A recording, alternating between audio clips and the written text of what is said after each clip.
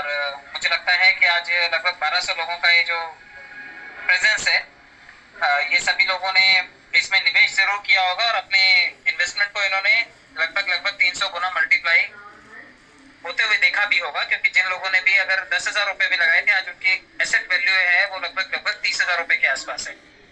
आपने एक्सचेंज में आप लोगों ने अपने अकाउंट अगर बनाने नहीं शुरू किए हैं तो मैं आपको आपकी जानकारी के लिए बता दूं, ओटीपी आना शुरू हो गया है, तो आप लोग अपने रेफरल्स जो आपके पास अवेलेबल है आप उससे अपने अकाउंट्स को रजिस्टर कर सकते हैं और ओटीपी से अपने अकाउंट को वेरीफाई कर सकते हैं। आप अगर एसपीसी डिपॉजिट करना चाहते हैं तो एसपीसी डिपॉजिट हो रहा है, और जैसे ही आप एसपीसी डिपॉजिट करेंगे वो ऑटोमेटिक स्टेक हो जाएगा। आपने अगर मान लेते हैं 10 एसपीसी वहां पर शिफ्ट किए हैं, डिपॉजिट एड्रेस ला करके आप अगर अपने ट्रस्ट वॉलेट से एसपीसी भेज रहे हैं तो एसपीसी सीधे सीधे वहां जाकर के स्टेक हो जाएंगे। आपको स्टेकिंग हिस्ट्री में जाकर के उसे चेक करना पड़ेगा। थोड़ी सी दिक्कत ये है अभी कि अभी तक रेफरल रिवॉर्ड वहां पर जनरेट नहीं हो रहा है, तो आप इससे थोड़ा सा बचें। मैं आज दिन में मैंने इसे करके देखा है, डेवलपर से बातचीत भी हुई है और सर ने बताया है कि ये प्रॉब्लम कल तक रिजॉल्व हो जाएगी। तो आप लोग ये डिपॉजिट वाला इशू आपका है वो खत्म हो गया है, डिपॉजिट हो जाएगा लेकिन ऑटोमेटिक स्टेक होगा, लेकिन रेफरल कमीशन नहीं बन रहा है, इसलिए अभी थोड़ा सा अवॉइड करें इसे। लेकिन ओटीपी वेरीफाई करके आप अपने अकाउंट रजिस्टर कर सकते हैं और मल्टीपल अकाउंट्स भी रजिस्टर कर सकते हैं। आप अपने रेफरल लिंक से दूसरा ईमेल लगा करके पहले वाले को लॉग आउट कीजिए और अपने रेफरल लिंक से आप दूसरा अकाउंट अपने सेकेंड ईमेल से जनरेट कर सकते हैं, यानी कि आप यहाँ पर भी अपने मल्टीपल अकाउंट्स बना सकते हैं। आप अगर यूएसडीटी डिपॉजिट कर रहे हैं, उसका भी अभी थोड़ा सा चैलेंज शाम तक था। आप यूएसडीटी डिपॉजिट करेंगे तो स्टेबल करेंसी है लेकिन वहां पे रिफ्लेक्ट नहीं कर रही थी, कुछ वॉलेट्स में कर रही थी और कुछ में नहीं कर रही थी। ये प्रॉब्लम भी कल तक रिजॉल्व हो जाएगा। आज ओटीपी का 100% प्रॉब्लम सॉल्व हुआ है, तो आप अपने अकाउंट रजिस्टर कर सकते हैं वहां पर, आप अपने नेटवर्क को बना सकते हैं वहां पर। अब इसमें एक और चीज आती है कि काफी सारे लोग जो वहां पे परचेजिंग करना चाहेंगे, तो जब कल से अगर यूएसडीटी वहां पे रिफ्लेक्ट होने लगेगा, आप डिपॉजिट करके देखिएगा, जब यूएसडीटी दिखाई देने लगेगा तो आप वहां पर जो भी परचेजिंग करेंगे वो परचेजिंग आप ट्रेडिंग के लिए यूज कर सकते हैं। यानी कि अगर आपने वहां पे 100 एसपीसी कॉइन परचेज किए हैं तो आप उसे बाय सेल कर सकते हैं, उस पर आपका पूरा कंट्रोल होगा, वहां पे बाइंग और सेलिंग अवेलेबल होगी। लेकिन अभी लिक्विडिटी नहीं डाली गई है, क्योंकि जब तक ये सारे के सारे सेगमेंट्स ठीक से परफॉर्म नहीं करेंगे तब तक वहां पर लिक्विडिटी नहीं डाली जाएगी। तो आप जितने डॉलर से परचेज करेंगे उतने का ही बेच पाएंगे, अभी सिर्फ वही सेगमेंट अवेलेबल रहेगा। तो कल मुझे लगता है कि ये तीनों प्रॉब्लम सॉल्व होनी चाहिए, वहां पे ट्रेडिंग का ऑप्शन भी खुलना चाहिए, दूसरा यूएसडीटी डिपॉजिट का ऑप्शन भी ओपन होना चाहिए और तीसरा रेफरल कमीशन भी कल वहां पे जनरेट होना चाहिए। तो ये तीनों सेगमेंट अगर कल वहां पे चालू हो जाते हैं तो मोस्ट प्रोबेबली आप जो भी फंड परचेज करके बैठे हुए हैं यहाँ पर, आप वहां पर रेफरल कमीशन कमाने और उसका ट्रेडिंग प्लेटफॉर्म को यूज करने के लिए आप वहां पर एक्सचेंज में उसकी गतिविधियों में पार्टिसिपेशन कर सकते हैं। तो ये एक्सचेंज के लिए इंफॉर्मेशन थी। जितने लोग भी ट्रस्ट वॉलेट में लेन देन कर रहे हैं वो भी थोड़ा सा ध्यान रखें, क्योंकि अब आपके पास खोने के लिए बहुत कुछ है। अगर आपके पास मल्टीपल कॉइन्स नहीं भी हैं, अगर आपके पास सिंगल फिगर में 5, 6, 7, 8, 10 कॉइन भी हैं तो वो भी आपका एसेट वैल्यू है, आने वाले टाइम में वो भी अप्रिशिएट होगा। तो आप अपने वॉलेट का बिल्कुल ध्यान रखिएगा, क्योंकि नए वॉलेट जो ट्रस्ट वॉलेट है हर रोज आपके अपडेट हो रहे हैं, यानी कि ट्रस्ट वॉलेट के ऊपर भी लोड बढ़ा होगा, इसीलिए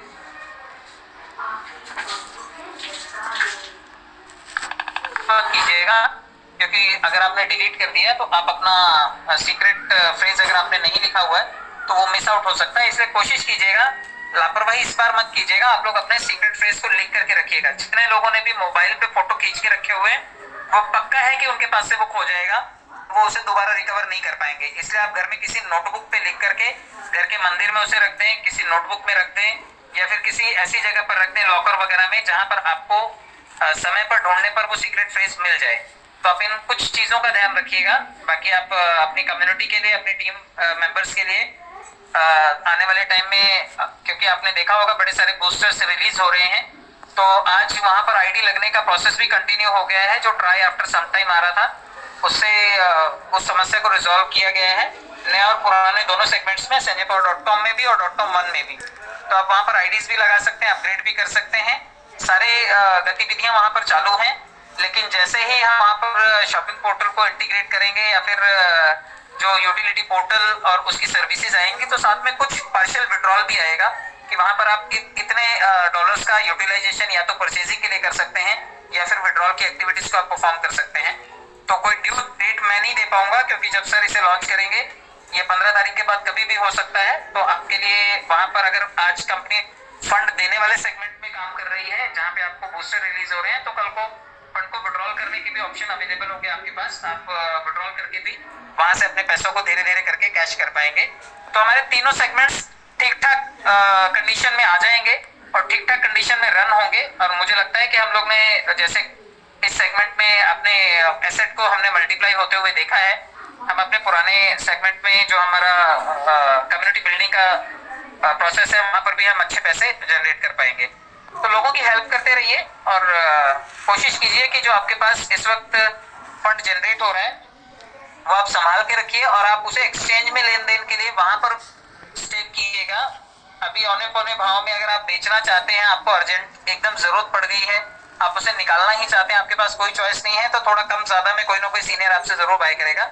लेकिन अभी जो एक्सचेंज पे वैल्यू उसके हिसाब से लोग आपसे बाय नहीं करेंगे, इसलिए आप कोशिश कीजिए कि वो फंड बचा करके रखिए और आप एक्सचेंज में उसे स्टेक कीजिए और वहां से जब वैल्यू कैश होगी तो आप एक्सचेंज भाव के हिसाब से वो वैल्यू कैश कर सकते हैं।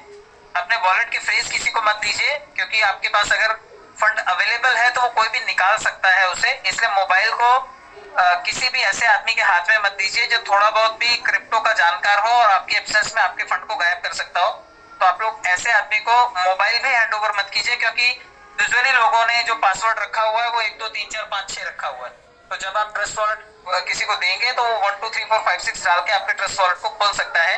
ज्यादा बेटर होगा कि आप सिक्योरिटी फीचर्स के लिए फिंगरप्रिंट को एनेबल करके रखें ताकि जब आप फिंगरप्रिंट लगाएं तभी आपका वॉलेट वहां से खुले। तो ये कोशिश कीजिए कि पासवर्ड सेम सिंपल मत रखिए और अगर सिंपल रखा है तो आप अपने फिंगरप्रिंट्स को वहां पर एनेबल करके रखिए ताकि कोई आपके फंड की चोरी ना कर सके। तो कुछ चीजें हैं जो आपको ध्यान में रखनी है। बाकी समय के साथ साथ जो भी अपडेट्स आएंगे आप तक पहुंचाने की जो भी सीनियर्स हैं, नए ब्रांड एम्बेसडर्स हैं, जो भी नए फाउंडर्स आएंगे, ये सब लोग भरसक कोशिश करेंगे ताकि आपको समय समय पर सही जानकारी मिलते रहे। बाकी जुड़े रहने के लिए, समय देने के लिए बहुत बहुत धन्यवाद। Thank you so much.